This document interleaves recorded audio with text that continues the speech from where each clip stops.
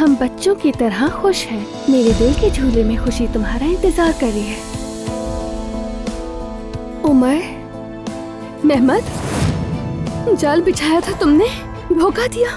हाथ मत लगाओ मुझे। आयजा कहाँ जा रही हो? शुक्र है कि ये तुम हो। मैं तुम्हें मार डालूंगा, कर दूंगा मैं तुम्हें। ये क्या कर रहे हो?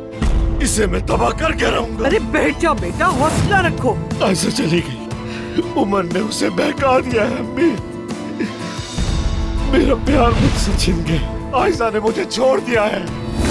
वो नाइला अब देखेगी कि उसके बेटे ने रेस्टोरेंट कैसे डुबो दिया। सबसे ज्यादा तो हमीद के चेहरे को देखने का इंतजार है। सब देखेंगे कि कैसे खालदा उनके बेटों की इज्जत बाजार में ले।